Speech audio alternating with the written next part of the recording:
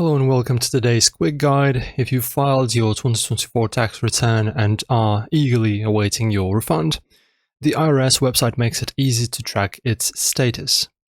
So before you begin, have three things ready: your social security number or individual taxpayer identification number, ETIN, your filing status, for example single or married, and the exact whole dollar amount of your expected refund, as entered on your return.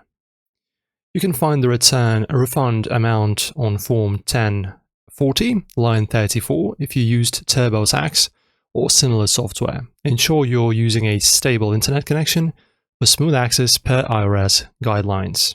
So guys, after that, as you can see, I'm already on the website. You need to visit it and then go to the refunds. So just press on the check your refund. Also, you can read this information if you want. This is very, very important so that everything goes smoothly. Alternatively, you can download the IRS To Go app from the App Store or Google Play for mobile. And guys, just click on this button right over here.